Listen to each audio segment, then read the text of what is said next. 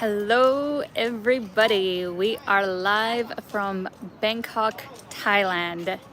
Very psyched to be here. Just before we get started, please let me know if you can see me okay, if you can hear me okay. I haven't live streamed yet in Thailand on this SIM card, so I'm hoping the speed is gonna be all right. And just want to say right off the bat, a big hello to my dad, who I see in the comments. Hello. And then also some family friends. We got Lloyd and Donna Lynn. Thank you for coming out. Harriet, Yuki, and Jim, thank you so much for coming out. Oh, and my mom and her friend Olga are here all the way in Honolulu. Amazing. Everybody wish my mom a very happy belated birthday as well. She just celebrated her birthday a few days ago, and she is in the beautiful islands of Hawaii. So very, very cool. All right, oh, perfect. Thank you, Shannon, so much for coming out from NYC. Good to see you. Got David, Ukraine dude, Neil. Thank you all so much for coming out. I'm super excited to be doing this live stream because for any of you that have been with me since the last time I was in Thailand and did a live stream in Bangkok, I think Shannon made this comment. I don't know if I'll be able to top that live stream because I think that's like the craziest live stream I ever did. It was for the celebration of hitting 100K, which I did here in Bangkok in April of 2021. And so I did this live stream that was probably 2.5 hours. Like, it was a long one. Just gonna move up because we got some loud people behind me. Yeah, the live stream was like 2.5 hours, and I swear I went on the BTS in a tuk-tuk on a boat and it was just wild. Like, I went all over the city. So I don't think, you know, this one's gonna be quite as crazy, but I have some great places that I wanted to show you guys that I didn't show in my last stream, starting with this amazing park that I am currently in. I came here for the first time yesterday and was just shocked that, first of all, I had never really heard of this park. I just randomly like picked it on Google Maps and thought, oh, you know, it looks like a big enough park. It's fairly close to Lumpini. Why don't I just take a look at what it's like? And it's way better than Lumpini. This is called Benjakati, is the way that I see it spelled on the signs here. But for some reason on Google Maps, it's Benchakati, I think, is the way that it's spelled. So I'm not exactly sure of the pronunciation, but Benjakati is the way that I see it on the signs here. And it is stunning and huge. So I won't be able to show you guys the whole park, but we are on the Skywalk Park that takes you above the gardens, and it's just incredible. So that is where we are currently at. Just want to say a hello to Alex from Reportify, who I stayed with last time I was in Bangkok. Hope you're doing good, Alex. Oh, my friend Ryan is here asking, how's your Thai? Not good, not good. Khop kun ka. That's about it. Thank you very much. I'd love to learn more Thai, but it is a difficult language. You know, some languages are more difficult than others depending on what you grew up speaking, like the kind of pronunciation. And Thai seems challenging to me.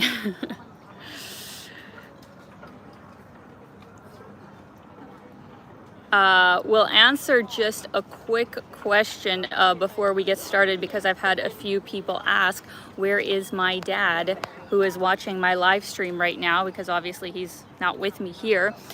So he is currently in Chiang Mai. He decided to stay there because he really did like his time there when we were there. And then he is going to be visiting me for a week in the next destination that I go to. So we will be seeing each other again in about 2 weeks, I guess, but for the time being he is chilling in Chiang Mai and living his best life. So for anybody who is wondering, that is where he is.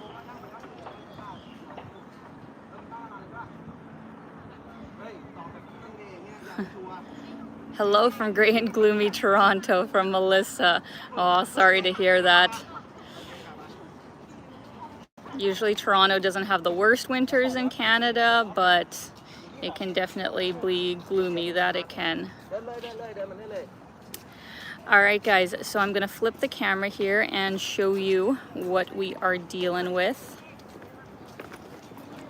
Look at this gorgeous, enormous green space. I am currently on this very long, very extensive walkway that takes you all above the gardens. You kind of see the city skyscrapers kind of all around, which is really cool. They have a lot of man-made lakes and walkways through there as well. There's an amphitheater, I guess, over there. I don't know if they have shows there or what exactly they do there, but really cool as well. It looks like there's some kind of graduation that was going on. There's lots of young people in sort of grad suits, so I don't know what's going on there. But yeah, this is definitely like my favorite park that I have been to in Thailand. Well, I mean, in Bangkok. So I'm gonna take you guys along the walkway, and then we are going to go to another part of the city as well. Let me know in the comments actually if any of you have been to Bangkok and what was your experience. Let's see here.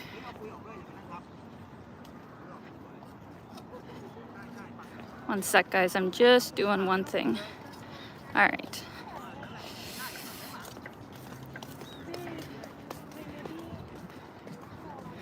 Floyd asks, are you going to have a subscriber meetup in Thailand? Probably not. I mean, I'm only here in Bangkok for a few more days. One sec here. Sorry. Yeah, I'm only here for a few more days, and I've basically got a full schedule. But I don't know, do I have enough subscribers here that would actually come if I ever did have one again? Let me know if you are from here and watch my channel. I don't feel like I see a lot of reoccurring subscribers from Thailand. Just usually when I post you know, videos about here, I get some locals commenting, but the general population of my subscribers, at least my analytics, don't really show a lot of watchers from Thailand. So I don't know, maybe I'm wrong. Maybe there are quite a few of you here. Let me know. Jenwei asks, are you still staying in Southeast Asia after Thailand? Yes, I am still not done with Southeast Asia. I still have, well, I guess actually not too long. I have maybe about 1 more month left in Southeast Asia, and then well, many of you already know I'm going to Japan, so I don't think that's Southeast Asia per se. So I will be in Japan for like 2 or 3 months for the springtime, for the beautiful cherry blossoms. But yeah, I still have about a month in Southeast Asia, and I'm gonna see 2 more countries. Can anybody guess what those countries are?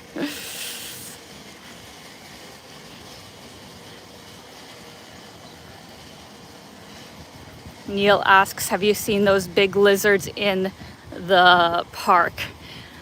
Why can't I think off the top of my head what the name of the lizards are? Is it starts with an M, right? Mentor or Mantor? The lizards that, you know, aren't gonna kill you like the Komodo dragons, but they kind of look like Komodo dragons, but they're not. Monitor, thank you. Monitor. Yeah, so yeah, the monitor lizards. Yeah, I totally saw one in Lumpini Park just a few days ago when I was there. There was that viral video the last time I was in Thailand with one like climbing the shelves of a 7-Eleven. Yeah, definitely scary looking, but apparently they're not really a threat to humans. And you can find them in different parts of Southeast Asia. So, you know, I don't think they'd let them wander around parks if they were a threat to humans. So I have seen them. Ziad thinks that I'm going to visit Malaysia and Laos. Good guesses. Good guesses. That's all I'll say.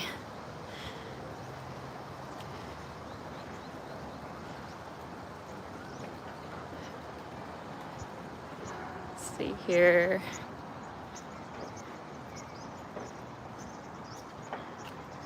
Just reading your comments here, guys. Japan and Korea.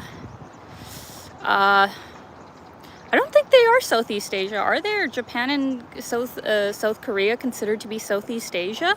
Because it's above the equator, right? Well, I guess Southeast Asia, some parts of Southeast Asia are also above the equator.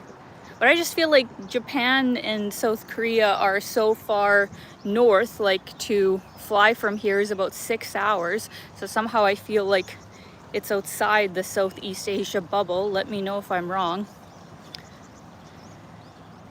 Yeah, Ryan says just East Asia, I think. I think so too.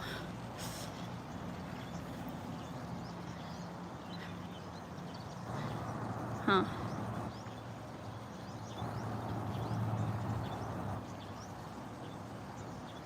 Wonderful. All right, well, before we get into the video, for those of you that maybe haven't watched my channel for that long, I just want to give a bit of a background of the last time that I was here in Thailand, which, like I said, was the spring of 2021. And this was back when Thailand, you could still say, was fairly closed. There was next to no tourists here because to get in, first of all, they didn't have the visa free going on. So basically everybody had to apply for a visa and it was a whole bunch of paperwork. But also when you arrived, you had to do a 2-week hotel quarantine that you paid for yourself.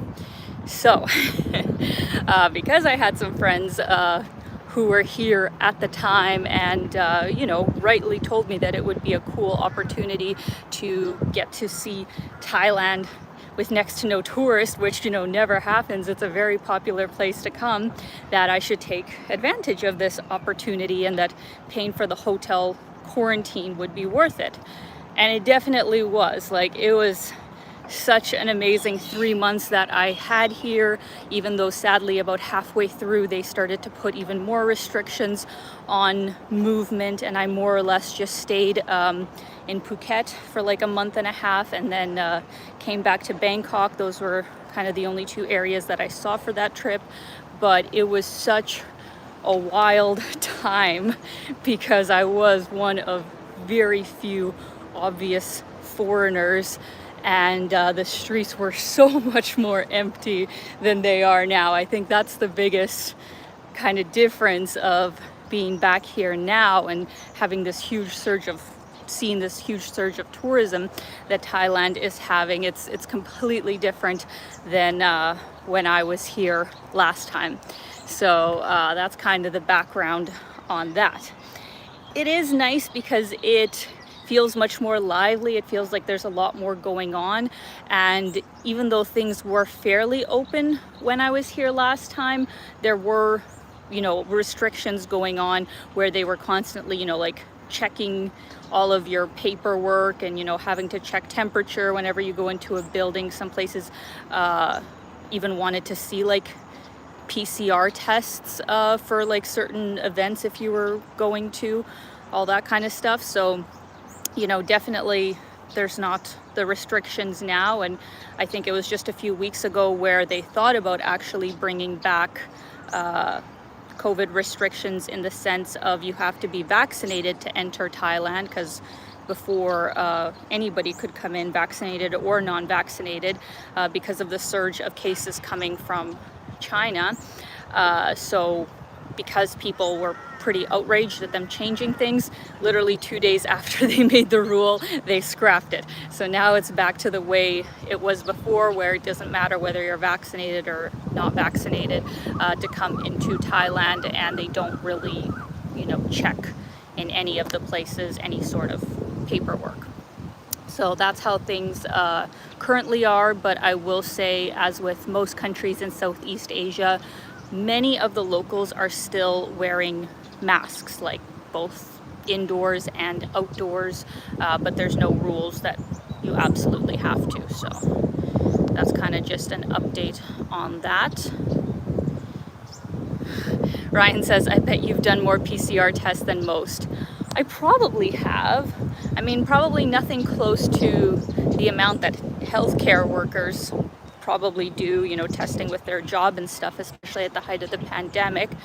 But more so, yeah, I guess in 2021 and even a little bit in when did I get vaccinated? Yeah, I got vaccinated in 2021, so I don't think after that I ever had to take any PCR tests, I don't think. But yeah, I guess in 2021 I did have to do a few PCR tests. Strangely enough, in 2020, when the pandemic happened and I started traveling in the Balkan region, I never had to do a PCR test. Like, it was never required because Canada had very low cases at the time. So kind of strange how I had more restrictions traveling in 2021 than I did in 2020. Very odd. Alright guys, I'm gonna flip the camera and give you a beautiful view as I read your comments here.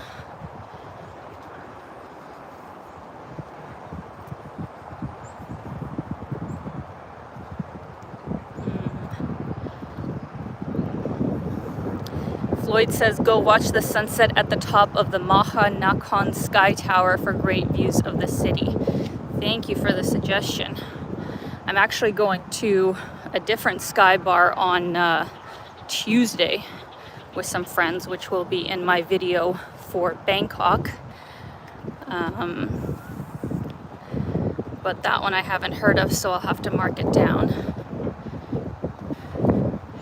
Yes, this could very well be the longest pedestrian bridge. It's amazing, isn't it? Like, there are other kinds of ways that you can get off the bridge kind of as you go, because it would, I don't know, maybe be a safety concern if you had like 3 kilometers of walkway and no way to get off and you were in the middle and had some kind of emergency. But yeah, you can have a few different ways to get off the bridge as you go, but more or less it's this long snaking bridge that goes all the way through the park.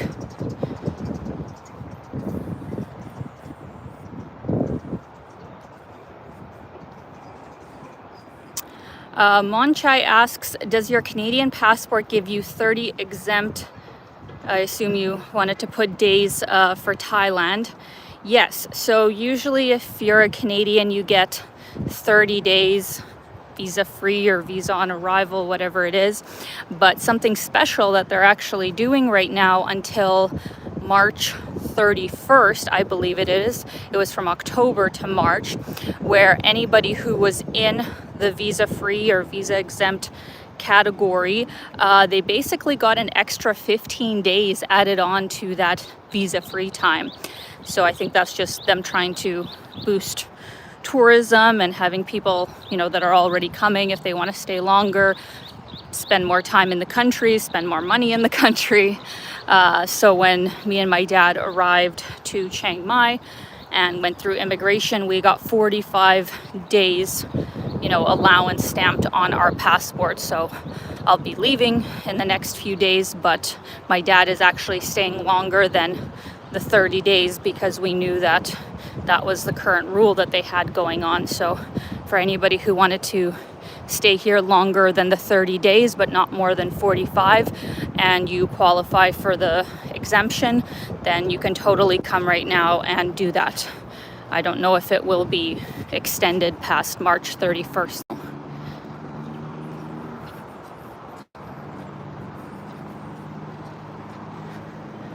All right, so I wanted to go down now. Yes.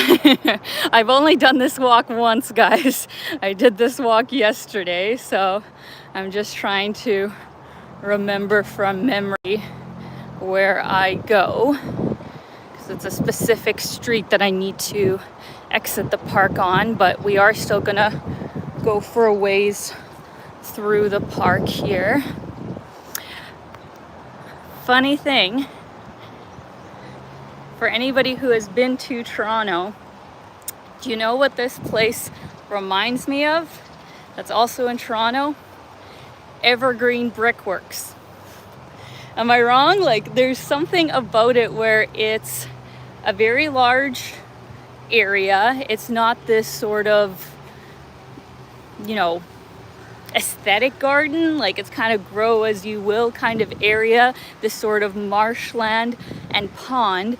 And then just like in the Evergreen Brickworks, there's these brick buildings, these big like silo kind of buildings, just like they have at Evergreen Brickworks. I was here yesterday and I'm like, I feel like other than the really cool upper bridge, it's very similar, because there's walkways on the ground floor through the marshes, just like there is in Evergreen Brickworks. Right, Ryan? Do you agree? I feel like we've been to Evergreen Brickworks so many times. And yeah, this place really reminded me of that. So that's kind of cool.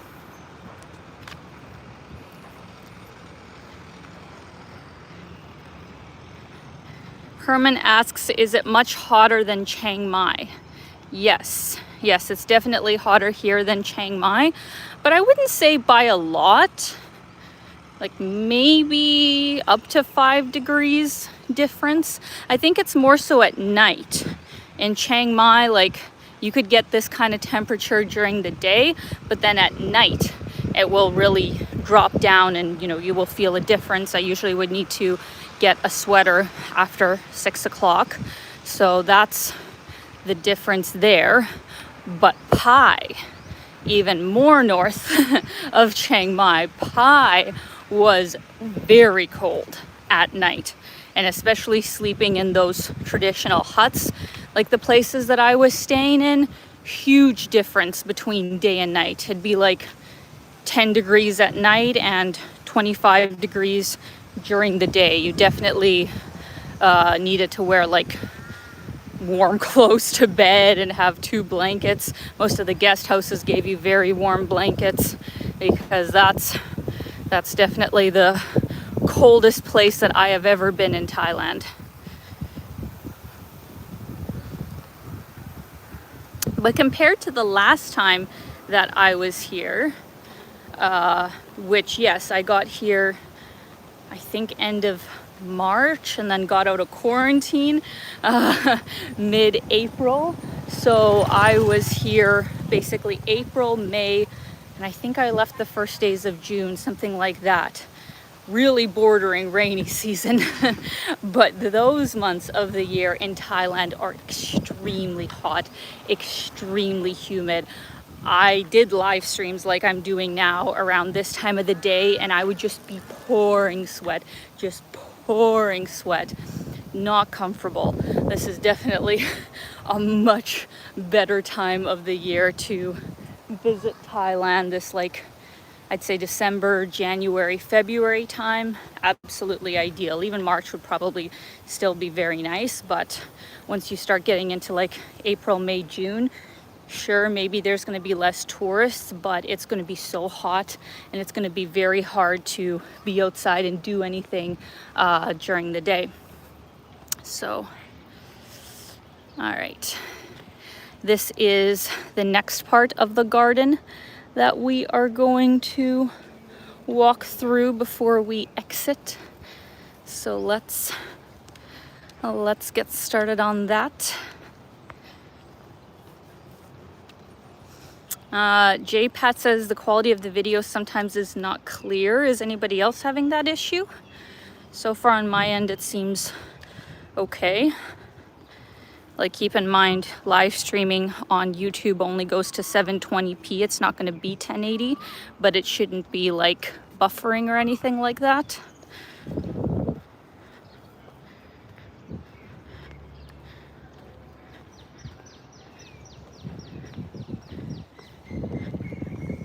So peaceful here.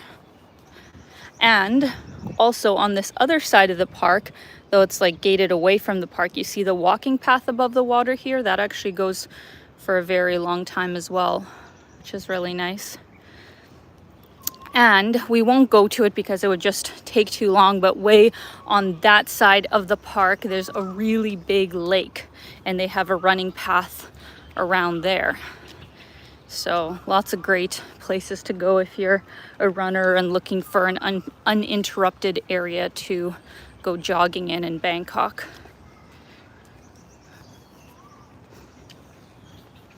Aw. Thank you so much to my lovely friend Brianna for the super chat. You are so sweet. Thank you so much. Hello, Alina. Get something refreshing with this, please. Love Southeast Asia. Thank you so much, Brianna. I hope you're doing great. Sending you a big hug. Hope you're doing good.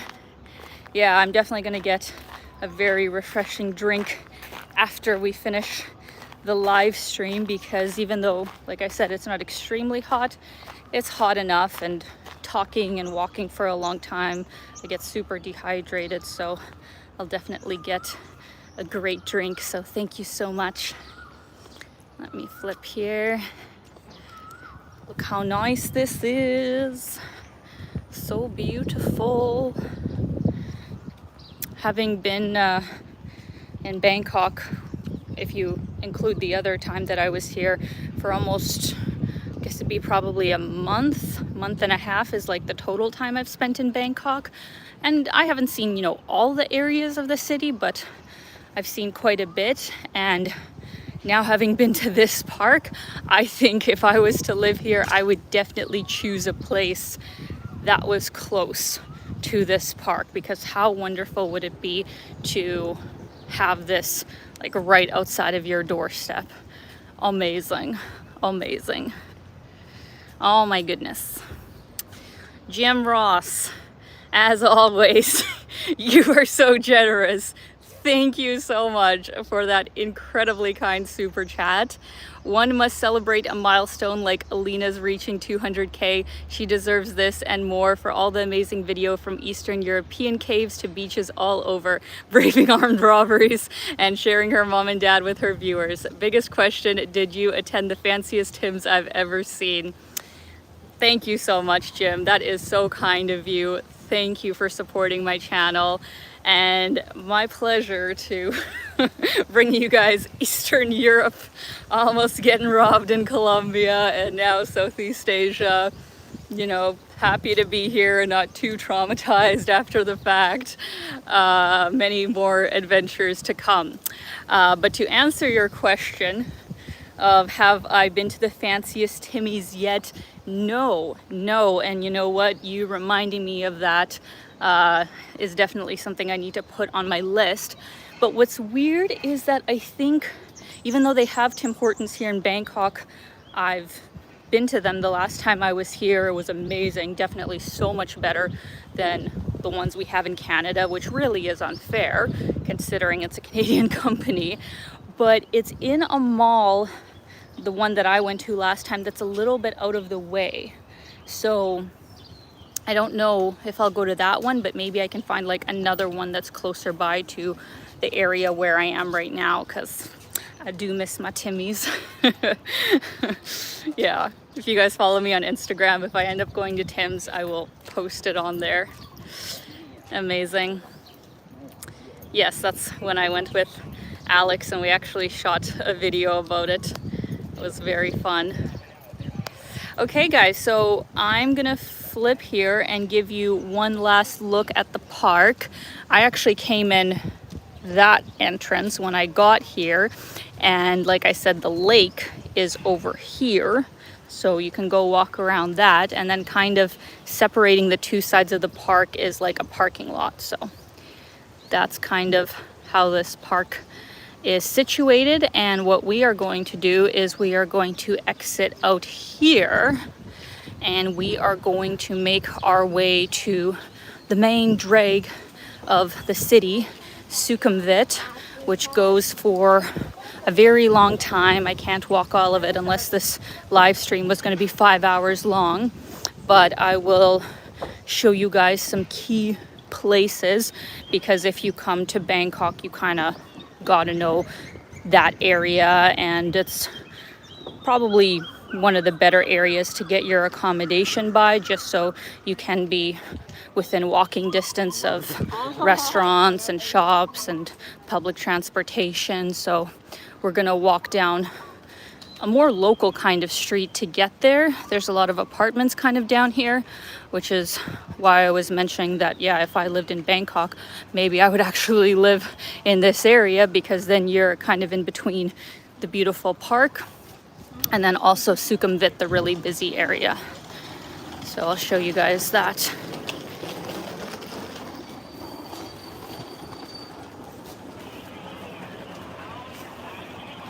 All right, let me read your comments here.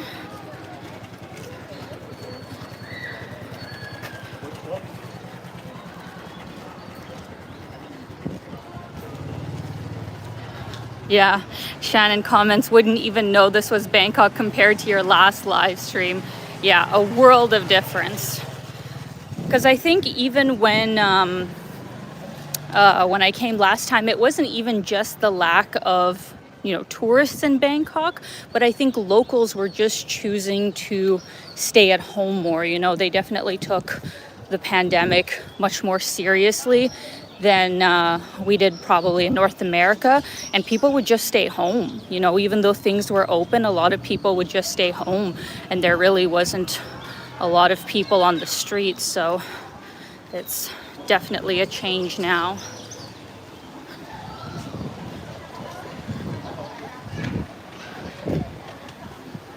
Oh, one sec, guys. Just let a car pass here.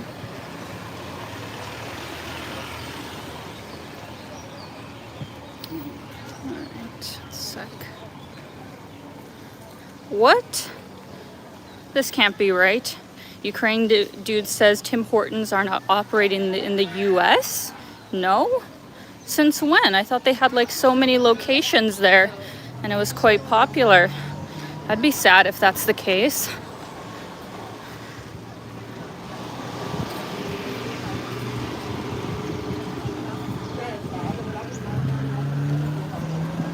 All right. So yeah, I don't know if you guys have kind of seen the signs here, but there's a whole bunch of luxury condos down this drag.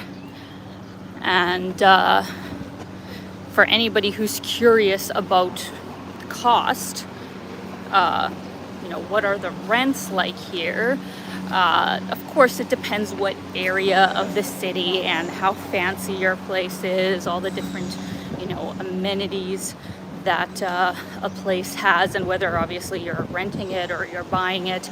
But just from what I was seeing on Airbnb, if you were coming in for like a short-term rental, I'm just gonna stay behind these guys actually, for a short-term rental, a monthly average price for, let's say, a nice condo, like a nice condo in a fairly central area, 1 bedroom, more or less in US dollars, about $1,300, $1,400 starting. But like I said, that's a luxury condo. You could definitely get something for far less. But if you wanted to, obviously, stay in that level of luxury, I feel like that's a very reasonable price compared to anything that you would find in North America. I think the last time that I looked on Airbnb for a monthly rental in Toronto, oh my god, it was like $4,000 or $5,000, because the average rent unfurnished in a long-term lease in Toronto is like $2,500 or something now. So of course it's still a much better deal here than it is in North America. But yeah, I think in general prices have gone up now that tourism has returned. If you were getting a long-term lease here, obviously the price would go down quite a bit, but definitely higher than during the pandemic when next to no one was staying here. And I remember like in Phuket, which was really struggling for tourism since they rely so much on tourism there. I was basically staying in 5-star hotels for like weeks at a time for like $40 a night. Now those same places are probably $120, $130 a night starting. But back in the pandemic days, of course, everybody was just slashing prices because any kind of business was better than no business. Some lovely street art over here.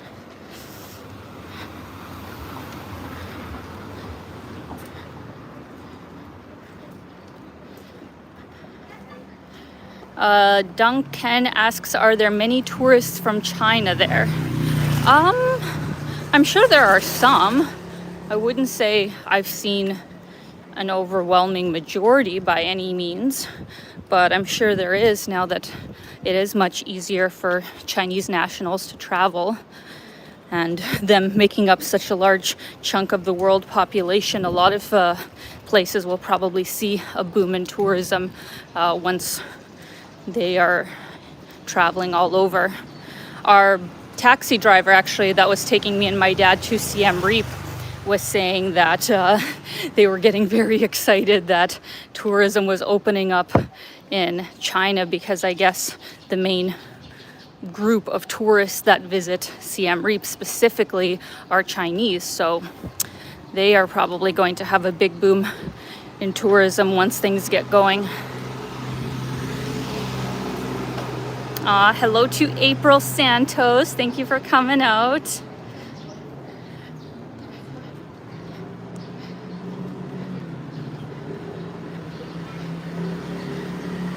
Okay. What the heck? One sec, guys. Jethro says that 11 US states have Timmy's. I hope so. I hope Timmy's didn't disappear from the US. Shannon says we only had one in NYC, but it shut down. What? I remember there was quite a few in NYC when I went, 7 years ago? I went to New York. I remember seeing a few Timmy's, at least I thought, but maybe they've all kind of shut down. That's sad. Well, I guess it's only fair. Target sadly never worked out in Canada. They tried to come over to Canada, so I guess Timmy's didn't work out in the US. Sad. All right, guys, so this is Sukhumvit, the main drag here in Bangkok, and it goes on for a long time. I was actually thinking of starting in M Quartier, but honestly, to walk all the way to where I'm planning to walk would take an hour in and of itself, so we're just gonna go as direct as possible as I could from the park, and we're gonna start walking this way. So yeah, like I said, this is a great place, a great area to stay, because all up here is the BTS, which is like an overhead train, a good way to get around the city as far as public transit. They also have a metro system. Actually took that a few days ago. It's very nice, very well taken care of. So that's a plus of staying in this area, because your other options of how to get around other than walking is gonna mainly be just like private transportation, like Grab, or hiring, an official taxi or a driver or something. I like to take the little Grab bikes if I'm going somewhere that the public transit doesn't easily go, but because I'd like to risk my life less, because the riding motorbikes is definitely a much bigger risk than riding the subway.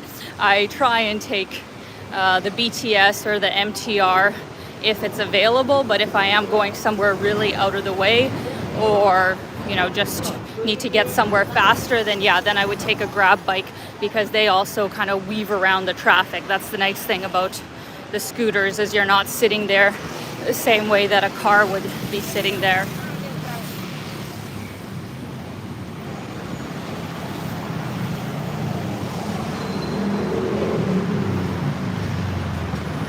David says doesn't look quite as busy as it was pre-pandemic. Yeah, I guess, see, that's the part that I can't really tell you guys the difference between, as I was never in Bangkok before the pandemic, so I don't know what it was like then. But I think Bangkok's just always been a very, very popular destination. Somebody mentioned to me that Bangkok was actually the most visited city in, maybe it was like 2018 or 2019, just before the pandemic started, so that makes sense. All right, gotta get across the street.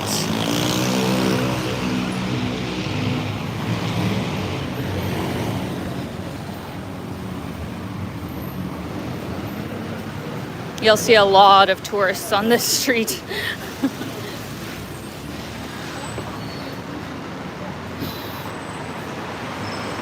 Oh, I don't know if you guys know, but the other change that has happened in the last few years here in Thailand, since the last time I was here, is now weed is legal. I was very surprised that they allowed its legalization. You see weed shops literally everywhere now, and people even have it in like cafes and stuff, because Thailand has always been very strict on drugs of any kind. Like, this is not the place to see what you can get away with, so to say, because the penalties for being found with the stuff is incredibly harsh here. Way worse if you're attempting to traffic it or something. But yeah, just in this past year, I guess, they have made weed legal, and I guess, it's fine. Government has probably made a lot of money off of that, as in Canada. So if you are somebody that likes to do that sort of thing, you can now do it legally here in Thailand. All right.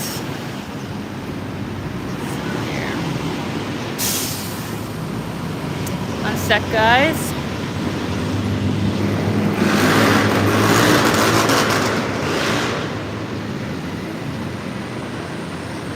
All right.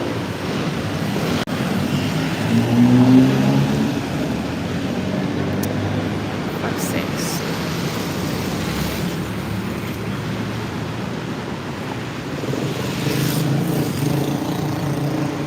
There's a comment here that I see talking about how there's some great hospitals here off Sukhumvit, and in general, it is said that Bangkok actually has some of the best hospitals in the world, from what I've read in statistics. Like, if you were somebody who doesn't have, good universal health care, doesn't have good insurance, if you were going to pay out of pocket anyway, they say that medical tourism here in Thailand is some of the best in the world, and the clinics that are catered towards that speak very good English and have really good aftercare and stuff. So I haven't I don't think I've ever been to like a hospital or anything here in Thailand, other than I did get a PCR test. I remember when I was leaving Thailand to go to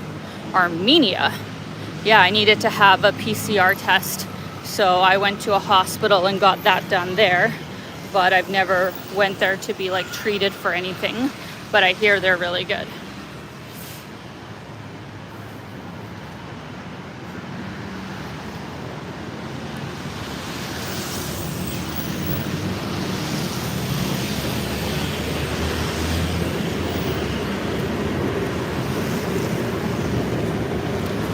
Rod says, hi Alina, nice stream. I will also be in Thailand shortly from Ontario, Canada. Nice. I hope you have a great trip. This is definitely a good time to come. Okay. Let me know in the comments if you guys want to see this, but it's kind of early in the day, so I don't know if it'll be worth it. But we are coming up to Nana Plaza area. Does anybody know what Nana Plaza is? If not, it is like an adult entertainment district, if you catch my drift. And the last time I was here, that was a portion of the city which was absolutely like shut down. There was nothing going on in that sector, and going either there or the other area is called Soy Cowboy. Just, it's a ghost town. There was nothing there. So I took a walk through there just a few days ago, and even I think it was like maybe 1 p.m., 2 p.m., it was still pretty bustling. So I don't know if on a Sunday at like 10:30, 11, whatever we are right now, if it's going to be that busy, but we're just coming up to the corner. So do you guys want to just like take a peek down the street, or should we just keep going? Let me know quickly, because I gotta decide here at this intersection.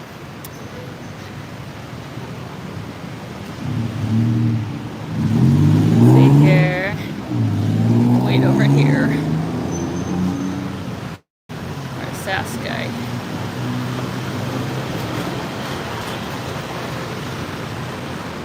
Rod says, let's have a peek. Brianna says, just keep going. Tom says, peek. Brief peekaboo. Let's see it. Okay. All right. We'll quickly go down it. I won't make it a big stop, because I don't know, you know, in some of those kinds of places, they don't really want people filming as well. So, but then having said that, I mean, it's like, it's middle of the day. It's not like at night. So I don't think it's as big of a deal. So this is kind of where things start. And like on the right hand side coming up here, you'll see a Hooters, which is very tame, obviously. But then you have all of these like more local bars that, you know, have all female waitresses, you could say. These ones, I don't think anything, you know, really risky is happening or whatever. It's more on the side streets, actually, that, you know, services can be found, so to say. But in here, in this side, is where they have a whole bunch of different bars. But everything, yeah, see, everything's closed right now. But yeah, this is like Nana Plaza, beer gardens, all that kind of jazz. Hooters. Yeah, definitely not a lot going on right now.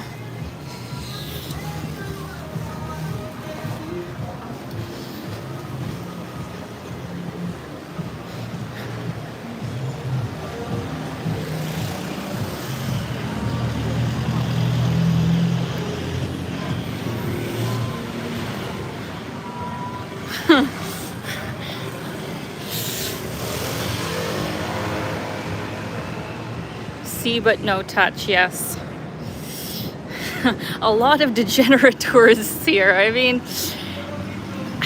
I don't know how to feel, you know, about that. I'm sure, you know, there's some nice guys who are just lonely, and, you know, they're coming here and they, you know, they just want to have a good time, and they treat the girls good.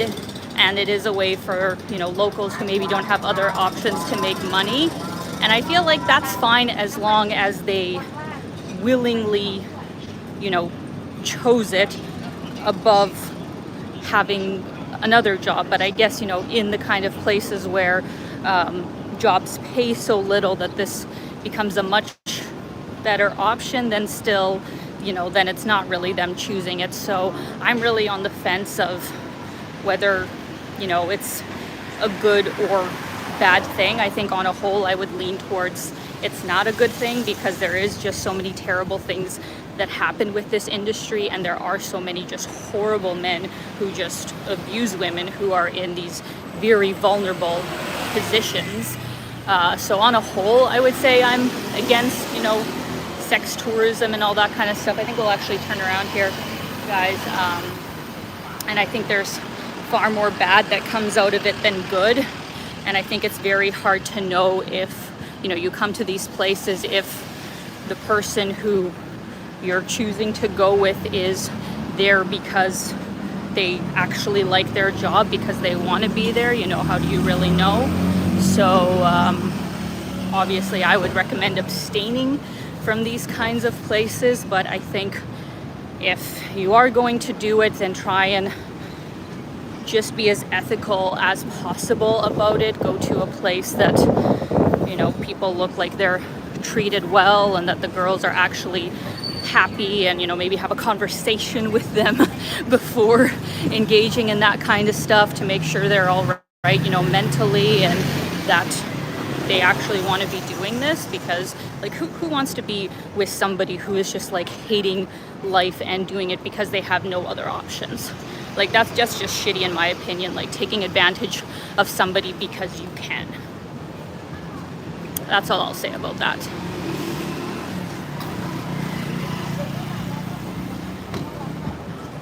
But yeah, you'll definitely see a lot of older gentlemen primarily in this part. Like, I see some younger guys, but more or less the clientele is older.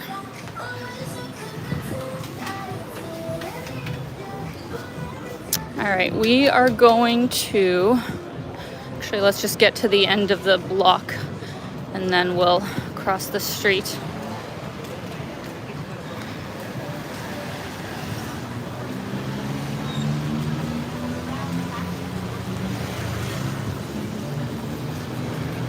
But outside of, you know, that part of nightlife in Thailand, I think Thailand does have some awesome places for, you know, more PG sort of, or G, rated G nightlife, where they have so many cool bars, they have so many really cool shows. Like, one thing that I would like to actually see sometime, but I just sadly don't have anybody to go with right now. Let me flip this. I would love to see a ladyboy show.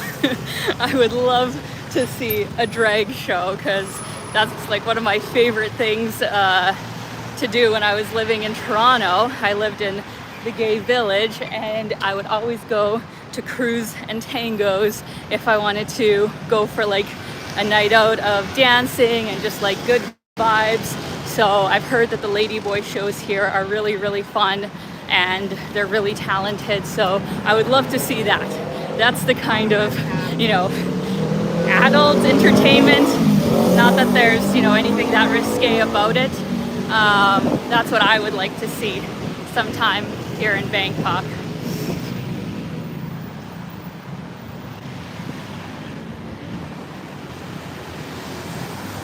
All right.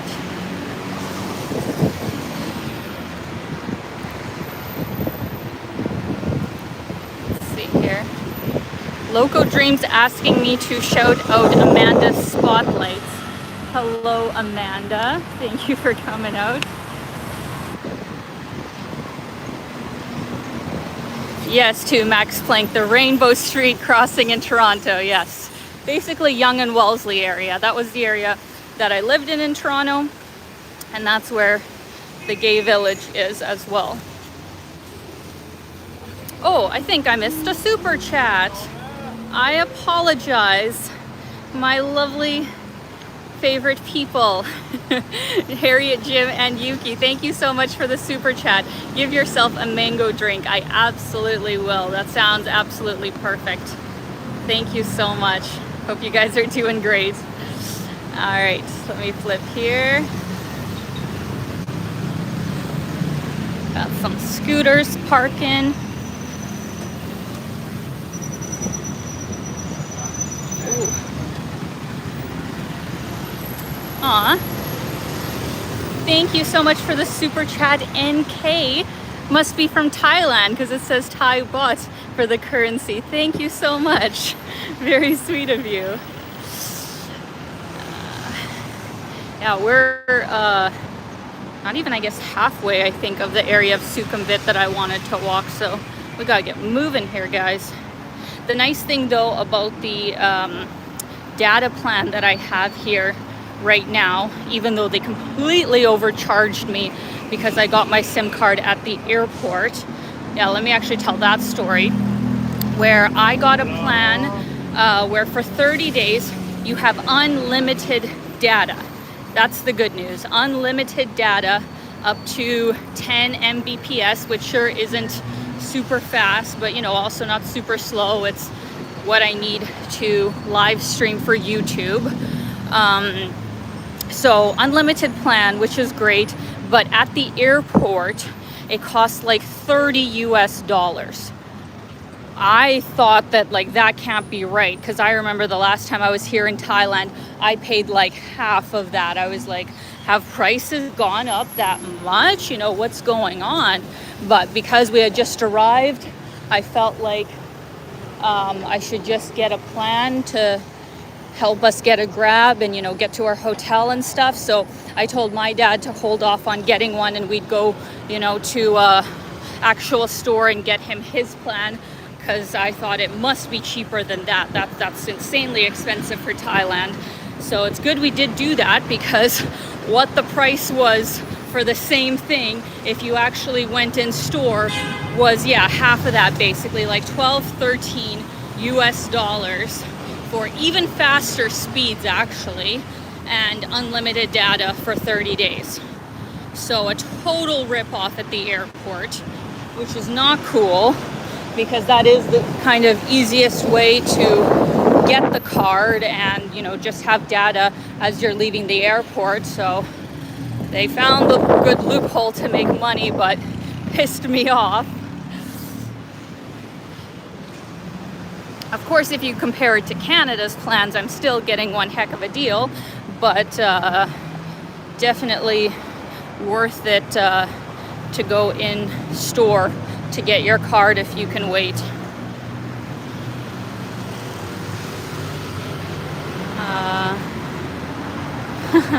David says, Alina, I'm from Toronto and it's snowing here in the evening. Wish I was in a warm place like you are, but watching a video like this is the next best thing. Oh, I'm glad. I hope it gets warmer.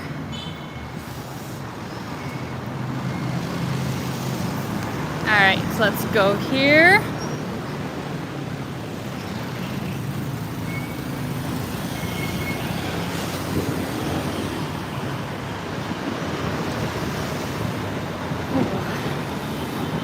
Loco Dreams asks, what are you paying for rent over there currently in Bangkok?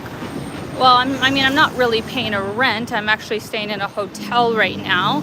But to give you guys an idea of price, I'm staying maybe a 20-minute walk off of Sukhumvit Road. So, you know, if you stay at least 10-15 minutes off of it, it actually drops the price by quite a bit. So I'm paying $30 US a night for a really nice, you know, mid-range hotel. No breakfast included though. And that's what I decided to do. But like, if you were gonna stay right on Sukhumvit, the same kind of place automatically would jump to like 50 probably. So it kind of depends what you're looking for and just how close you want to be to the main drag. But I mean, to give you an idea of other kinds of accommodation, most hostels are in like the $10 to $15 mark a night. And then if you're staying at, yeah, fancier kind of hotels, that's gonna start at like probably 70, 80 a night. With tourism coming back, I think most of the like 5-star hotels and stuff are going to be at least like $200 a night. But you are getting, you know, an amazing value considering it'd be like 3 times that price in North America. So depends what you're looking for.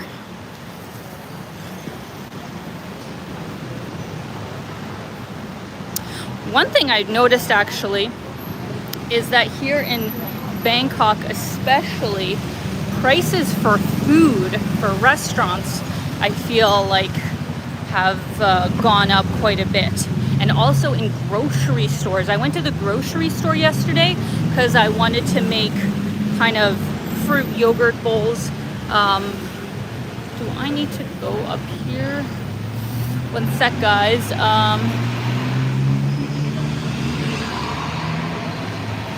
Can't remember if this is the intersection where I have to go up the stairs. Okay, I'll go up the stairs on this side.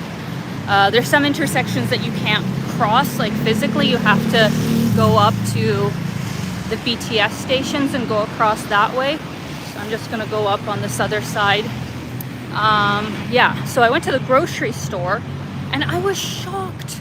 It was so expensive at the grocery store, and it wasn't even one that was like really catered towards tourists either. Like, it was in a really, you know, random area. I saw a lot of locals there, but their whole like produce section was incredibly expensive, and just like almost the prices that well, okay, no, maybe not the prices that I see in Canada. It's still not that bad, but like bad, like way worse than I was expecting. And so even though I am still paying a little bit more, it wasn't that much more for me to just grab food every morning instead of getting groceries. So I'm very shocked at the price of food here in Bangkok, because in Chiang Mai and like in Pai in northern Thailand, it was not this expensive at the grocery stores or at restaurants. So I don't know if here in Bangkok they're just, you know, jacking up the prices because they can, or inflation rates or what have you, but food here in Bangkok a lot more than I was expecting. So all right, so we're gonna go up this walkway here, and it's actually good that we're gonna do this because we get a really nice view from this intersection from the top as well.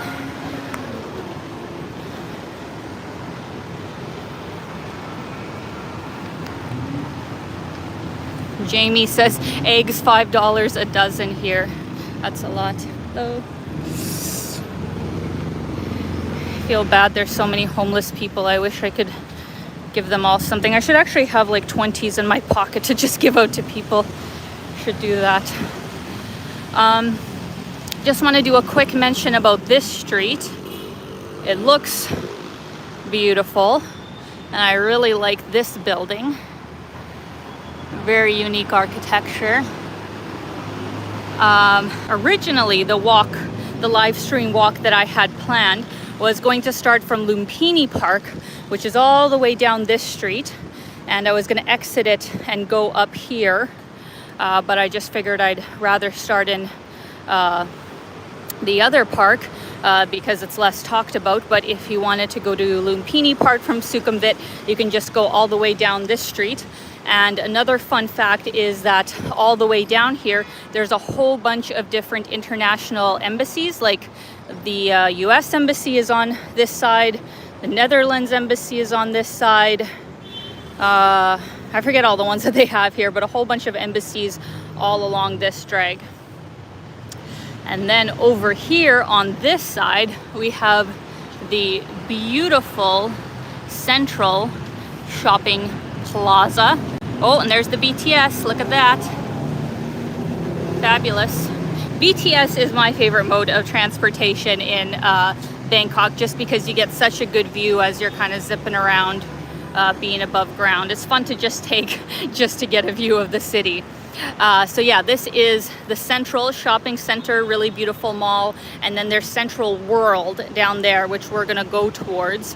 All in all, on Sukhumvit, I think there's like 6 huge malls. There's M Quartier, I think, is the main one down there. Then there's Central World, Siam Paragon, MBK Center, whole bunch of great places for shopping in this area. And for a good chunk of it, they do have this above ground walkway that you don't actually have to go down to the lower part of the street. This one I think will end and we will have to go down, but further on there's a pretty long chunk where you can actually be above ground and not have to deal with the traffic.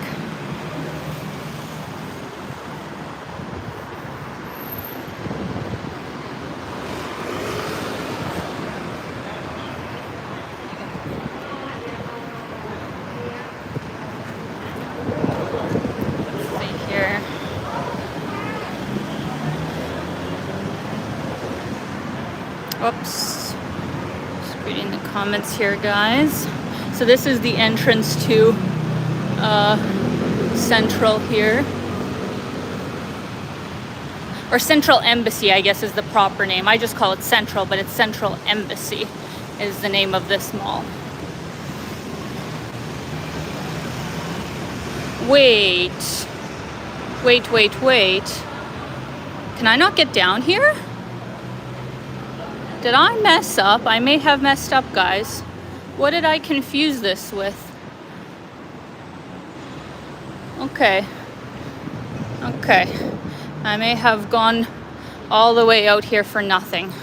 Yeah, okay, this is the one that really doesn't do anything for you other than go to Central Embassy. There's the BTS, but yeah, I walked here for nothing. I actually should have just stayed there and gone down to that side of the street. Oops. All right.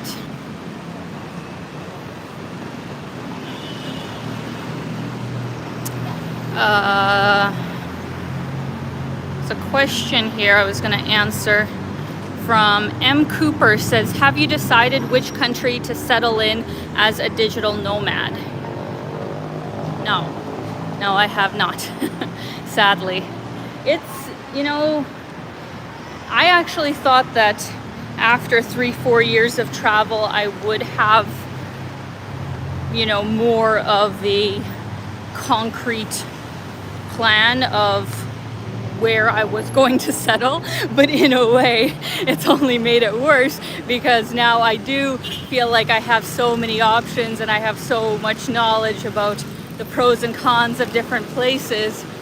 And it's kind of like that dating paradox where sometimes when you have so many choices, it's hard to make a choice because you're just overwhelmed with, well, I could do this or I could do that.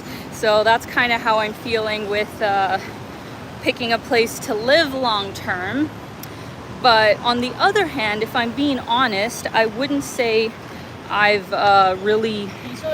Jesus, I hate when people do that. I hate when it's like, it's single file each side, like go on this side. Why is there 2 people? Like, where's the people coming from the other side supposed to go? I don't understand that.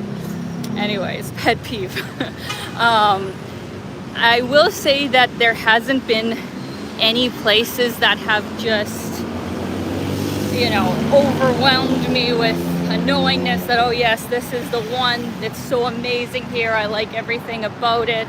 It's like my top choice. Strangely, I haven't really found a place that I feel that way about. Especially, you know, with the war happening in Ukraine, that kind of puts everything up in the air because in a way, you know, that I guess would be more one of my top options anyway, is that I have, you know, family, I have friends there, it's a lower cost of living.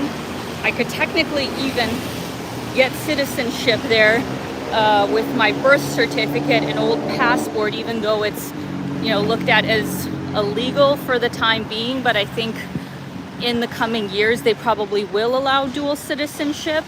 So in a way it's like the easiest way for me to become a resident of another place where I would feel somewhat at home. And also their rule is that if your money is being made you know, digitally or outside of the country, you're only taxed at like 5%.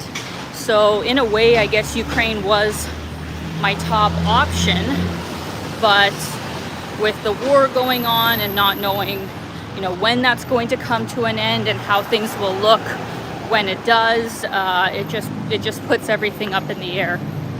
So the other factor is that there are things about Canada that I really do like. In a weird way, traveling all this time has actually shown me that there are so many positive things about Canada that I really love. And I question whether I want to move away. Kind of the only, you know, thing that I have against Canada, well, okay, 2 things that I have against Canada at this point in time. Number one, super expensive, especially if I want to invest in real estate. Ridiculously expensive for what you're actually getting. And then second of all, it's quite far away from anywhere else. traveling. Like if I was living in Europe, amazing. Like how many places I have right at my doorstep for a very low price, flying, you know, a budget airline in Europe or taking the train. Like you just have so many options for travel if you're living in Europe. Whereas in Canada, we got our neighbors in the States, and that's about it. Everything else is, you know, an international long flight away. So that's the other negative that I have against Canada. Outside of that, I think it's a phenomenal place to live. Okay, the weather too. The weather too, I guess, isn't great, but that's not that big of a deal because I would just leave when it's winter, because I'm not gonna, you know, if I lived here in Southeast Asia, I wouldn't be here in rainy season like hell. Like I'm not gonna be here in September, October, November where it's raining every single day. That would be terrible. So kind of got to pick and choose, you know, how to make a place home for you and how you want to feel comfortable there. So that's my rant. That's my rant, guys. All right, I'm flipping the camera and letting you have a view as we, yeah, okay, I made a mistake, guys. That place that we passed the mall was called Central Embassy, and I think this one is just called Central. And then there's Central World. They actually should have, you know, thought of different names maybe for all these different places. Can I get across here? I think I can, right? If I go, maybe not. No. It's so hard to know whether I can cross the street there or I have to go. Yes, I can cross the street here. Okay. There's some part coming up soon, I think, that I have to go up again, that I can't cross the street on ground level. So we'll cross that bridge when we get there.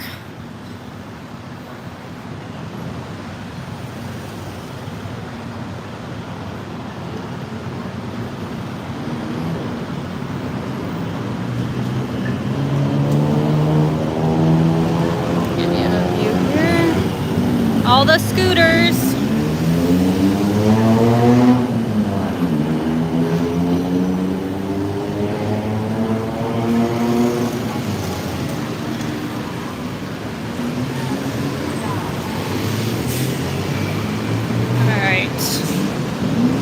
Reading your questions here.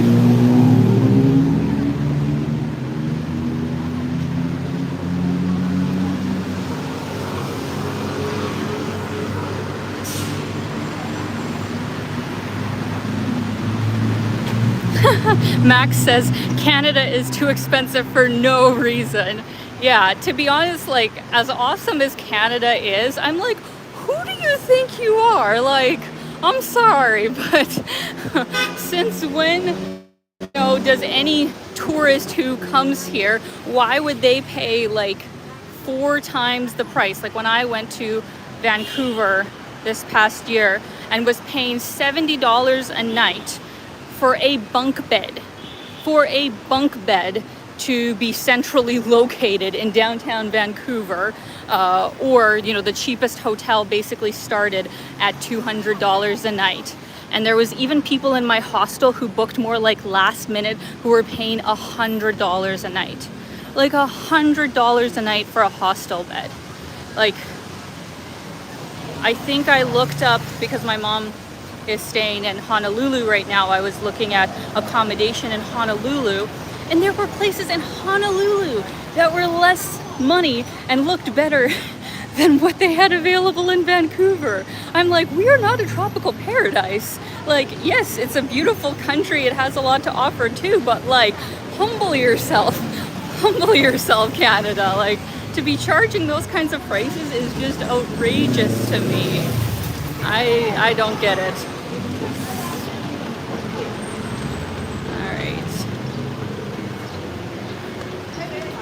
I think up here is where I'm going to go up.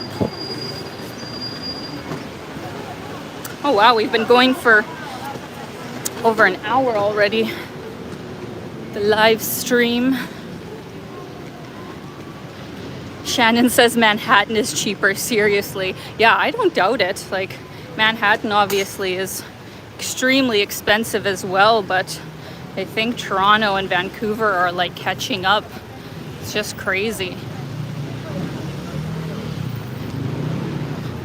Tazer says they want $5.50 for a hot dog by the Canadian Tire here.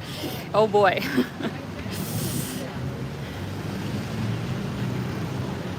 Aw, wait, did I miss? I see. Oh, here we are. Rahul, thank you so much for the super chat. For some reason I was having an issue having it come up, but thank you so much as always for your support. Hope you're having a great weekend and hoping that, yeah, the weather gets better for you guys in Ontario. Thank you so much for coming out as always. Oh, and a big thank you. Let me pop over to the side here. Big thank you once again to Harriet, Jim, and Yuki, saying happy birthday to my mom. I will pass that on to her. I don't know if her and my dad actually are still on this live stream. If they are, let us know, but I will pass that on to her. Thank you so much. Amazing. You guys are very kind.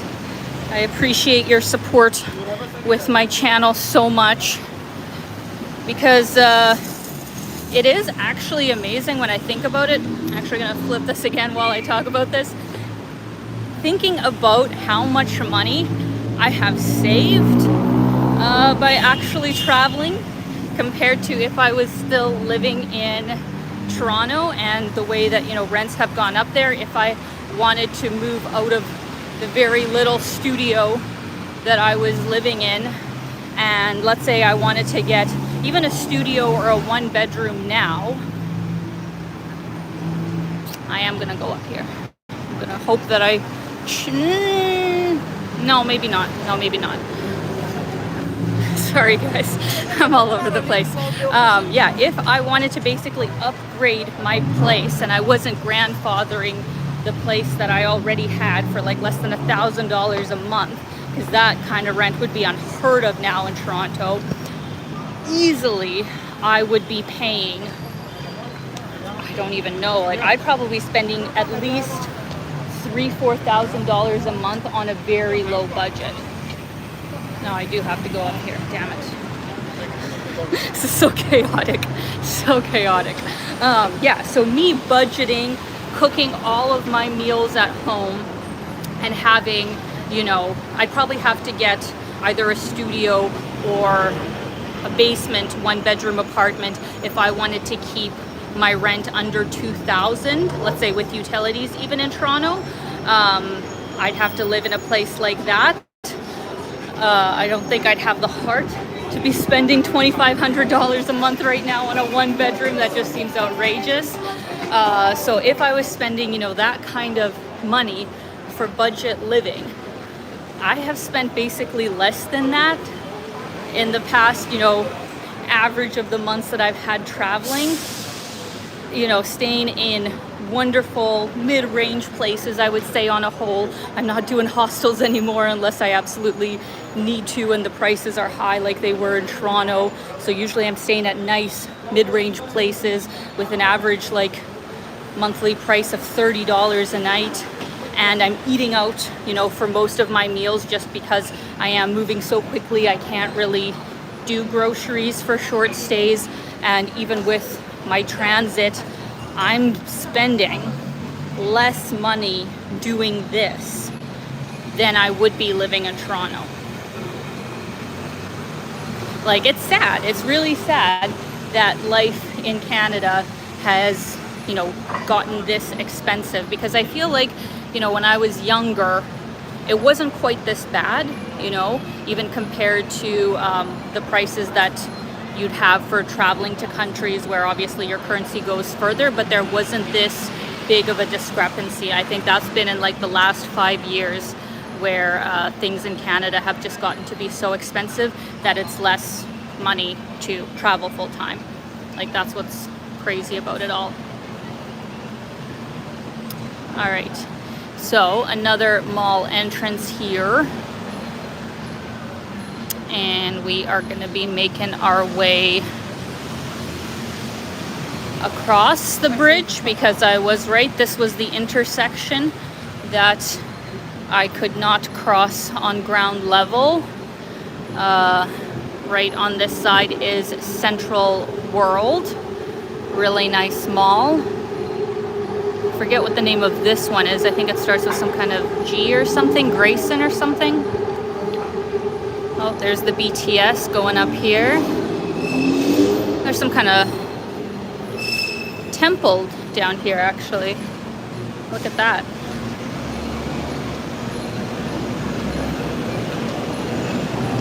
Very nice. All right. Max says, one thing I'm noticing is how clean it is there. Yeah, you know, actually, Bangkok, I think it's actually a little bit better now than it was during the pandemic, at least in the central areas that I've been. I don't know how it is more in the suburbs or the more local areas, but I feel like I actually saw more trash when I was here during the pandemic than there is now. It is actually quite clean, so I agree.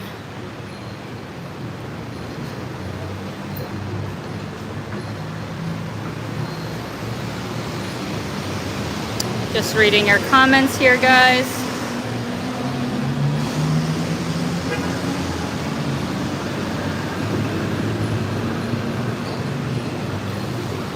Oh, I missed a super chat from Michael. Thank you so much.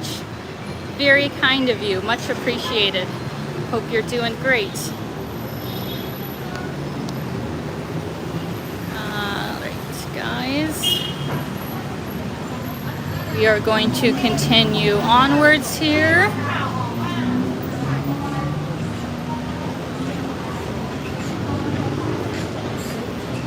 So we are near the BTS station, Siam.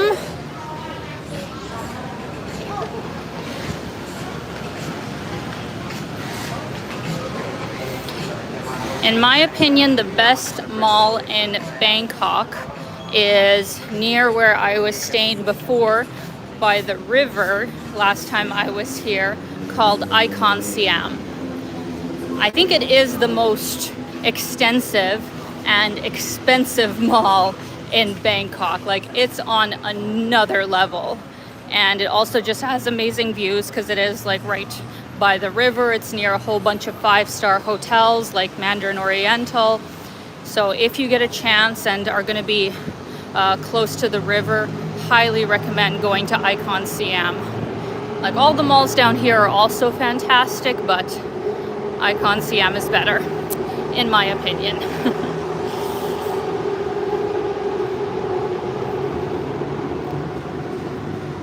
Shannon says traffic looks pretty chill there, surprisingly.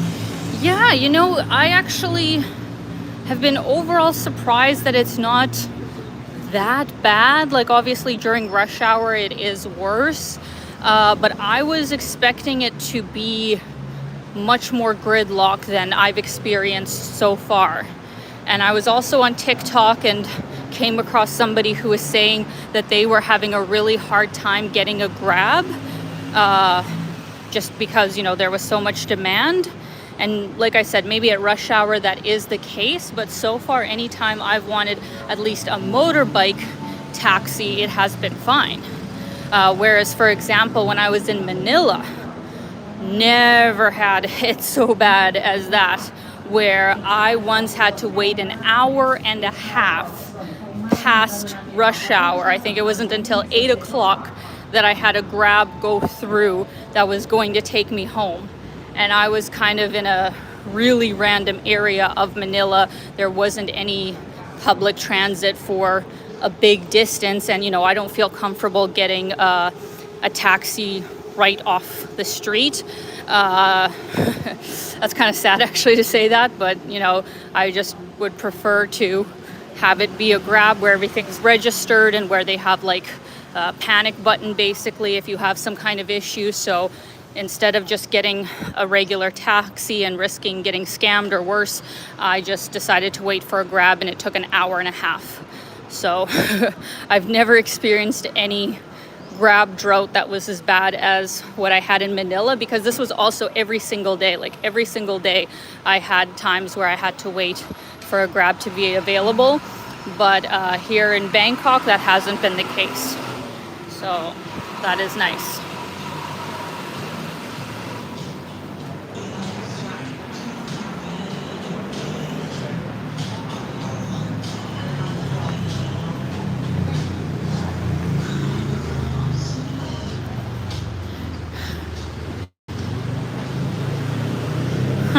Jim says, well, when you start giving out 20s to the homeless, you'll be staying in the best suite in the Mandarin. I don't know if you thought I meant 20 Canadian dollars when I made that comment with the gentleman that was in that other street crossing or whatever, but I meant 20 baht. 20 baht is about 1 Canadian dollar. I want to have, basically dollar bills to hand out to the homeless people here. I sadly don't think I could afford to give 20 Canadian dollars to every homeless person at this point in time, but hopefully someday.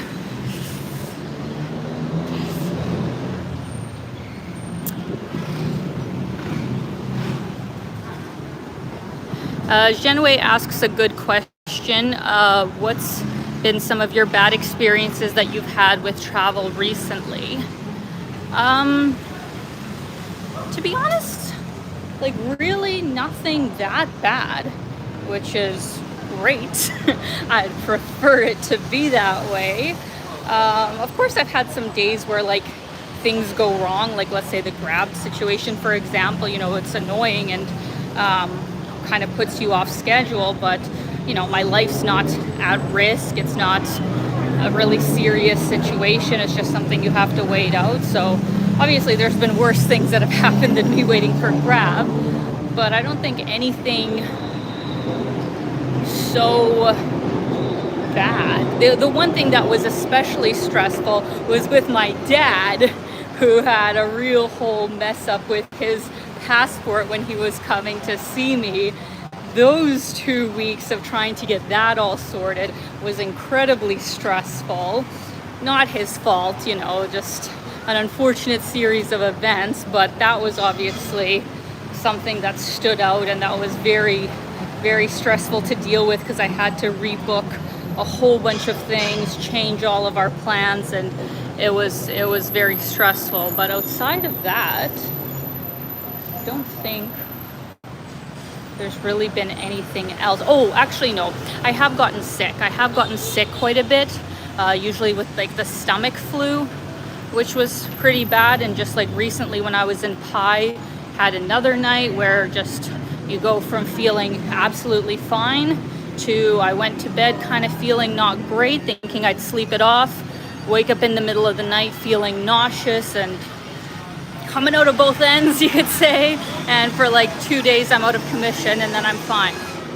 So unfortunately I have been sick a few times traveling in Southeast Asia on this trip, but it's just something that comes with the territory of having germs that you're not used to and them affecting your system, but nothing so serious that I needed to go to the hospital or anything. So for that I am grateful. Aw, thank you so much to Katsu. Thank you for sharing amazing vlogs. Stay safe from Tokyo. Thank you so much, Katsu. That's so kind of you. I'm so excited to come to Tokyo so very soon. Very excited. So thank you so much for the super chat and hope you are doing great. Yeah, honestly, like traveling Southeast Asia so far has been wonderful. Such an amazing part of the world, so much diversity, people are so kind, the food is amazing, beautiful nature. I feel like if you are, maybe a first time traveler that is looking for something, different outside of, anything that's, English speaking countries like the Canada, USA, UK, Australia, and you don't want to do Europe, but you still want a place that's fairly, easy to manage, fairly safe, budget friendly, it's Southeast Asia for sure. Like that's like the best part of the world that you could visit, in my opinion. So much to see and do here, such wonderful people, so I'm very happy to be here. Guys, we are in the Siam BTS station. I think, ooh, they have onigiris here. That would actually be delicious. I should come back here after my live stream. We are going to be coming up to my last place fairly soon, but I'm just wondering, I haven't gone up here yet on this trip, this part of the Siam Center. I don't know if I should bother taking you guys up there or just go all the way through to my last destination. Let's see. Either way, I have to go down. There's not any stairs here. Let's go down here. All right. But yeah, that was nice, wasn't it? Like, look at how long the walkway is down here all the way to Siam. I really like when you can have these like uninterrupted walkways and not have to deal with traffic. This, like, okay, having traveled Southeast Asia and been to, you know, quite a few major cities in a lot of different countries now, I will say Bangkok may be the best city, in my opinion, in Southeast Asia, like mega city, the best mega city in Southeast Asia. Of course, Singapore could change my mind. I hear it's amazing, but Singapore is, you know, extremely expensive. So I don't know if the extra price will be worth it. But from all the other cities that I have visited in Southeast Asia, I think Bangkok, in my opinion, is the best city for many different reasons. But one that personally, you know, means so much to me is that you can walk it.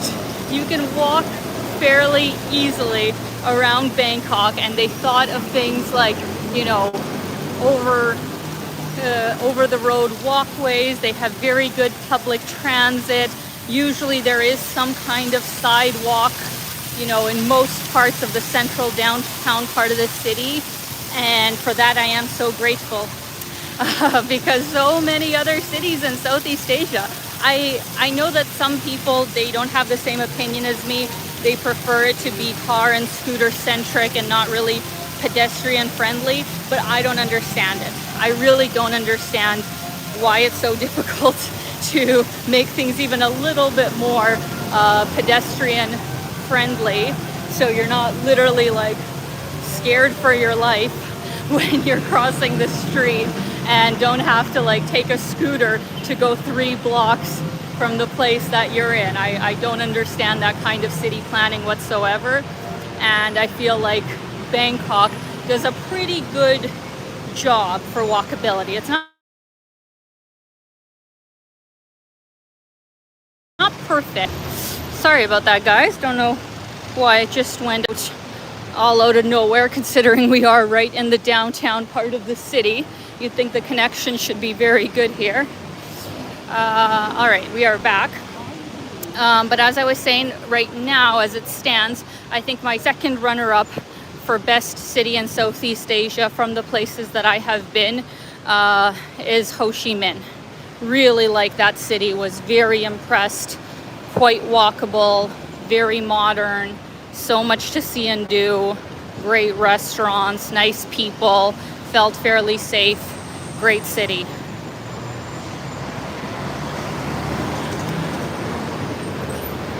But obviously, there's other places that I think could be very close contenders.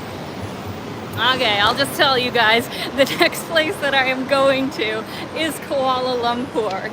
That is where I am going this next week. So I imagine Kuala Lumpur will also be in my running of best cities in Southeast Asia, because I've heard a lot of good things about Kuala Lumpur. It looks very modern. It looks like they have very good public transit. So I imagine that I will probably like it a lot, because I like big, modern mega cities that are walkable, that are safe, fairly safe, you know, as safe as you can be in a big city, and that you can get whatever you want, whenever you want. So I imagine Kuala Lumpur will be just that.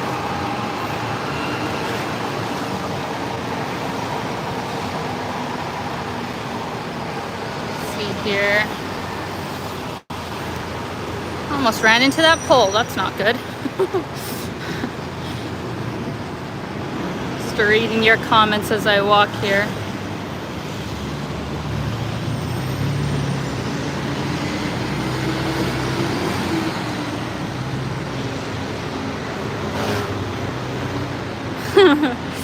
Oh, you guys are funny.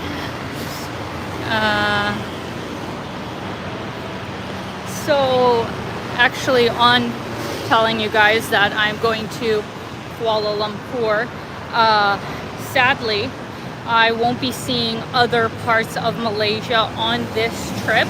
I am just going to be staying in Kuala Lumpur for a few weeks, because number one, I have some projects that I'm working on and just catching up on filming as well, where I can't get that kind of work done if I'm constantly moving from place to place to place. So I need that time to just catch up on work. But second of all, like, I've been traveling now for almost, I think, 6 months. It's been almost 6 months. I left Calgary in August to Jakarta, so in a way it doesn't feel like I've been gone that long, but I have, and I'm tired. You know, if I'm being honest with you guys, I'm quite tired and need to just be in one place for a bit. So sadly I won't, you know, be seeing other parts of Malaysia on this trip, but I think staying in Kuala Lumpur for all that time will actually be absolutely perfect for what I need in my life right now. I just realized I missed a super chat from NK once again. Thank you so much for the very kind super chat and very cute super sticker from somewhere in Thailand. Thank you so much, NK. Hope you are having a wonderful day. Lovely to have subscribers from here in Thailand.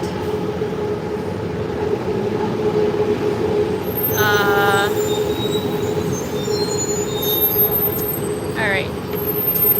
Let's see here. Oh, no, you go ahead. You go ahead. People are confused of what I'm doing. Zhenwei asks, how does it feel not having a home base? Actually, it's not very interesting for you guys to look at stairs right now. You know, it's both good and bad. You know, as with many things in life, there's pros and cons, and it just depends what you're looking for at that point in your life. I think I am getting to the point where I know sooner than later I'm gonna have to figure something out with at least some kind of home base. Doesn't necessarily mean that I'm gonna live there forever, but maybe just a place where I stay a good chunk of the year and just have more time being in one place than constantly on the road. I feel like that's probably in my future, you know, sometime soon. But at the same time, I'm hesitant to get myself, you know, into owning property right away, because I still feel like that's a very serious decision and commitment to make. There's a lot of things I need to kind of learn and suss out before I make that kind of commitment. Like, ideally, I would be living in that place and renting for a while before I would ever choose to buy property there. And obviously, if it's abroad, there's a lot of like legal stuff you have to figure out. So in a way, I'm grateful that I can have such a flexible lifestyle right now. I'm not tied down by a mortgage or, like, you know, fluctuating interest rates, and to not especially be confined to one place with my work, because then, you know, you're really at the mercy of whatever that market is. So I feel incredibly grateful that I'm in the position that I am. But like I said, I'm also tired. I'm also tired, and I really need to just nest in some kind of place and not be constantly moving, constantly relearning, or like learning a new place. I think that's what's almost most exhausting, is I'm seeing so many places and having to basically learn them all, usually from scratch. Bangkok I've been to before, so in a way it's actually easier because I've been here before, but everywhere else I travel, like, I'm learning everything from scratch every time I go somewhere, so that itself takes so much time and effort, and I don't have as much time for other things then. So it'll be very nice to be in Kuala Lumpur for a while.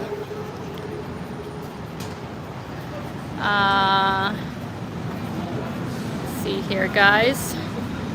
And yes, it is my birthday soon. Thank you for remembering. Also, thank you very much to Zhenwei for the super chat. Thank you for sharing sites and answering questions. Good health and safe travels to you. Thank you so much, Zhenwei, and thank you for asking such good questions in this stream. Much appreciated. All right, guys, we have made it to my final destination on this live stream. We are kind of at the end of this, oh, BTS is loud, one sec.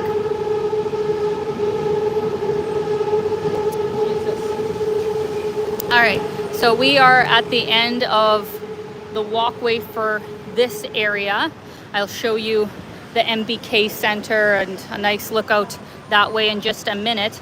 But over here, we actually have the Thai Cultural Center, or the Bangkok Art and Culture Center, I should say, building that's on this side.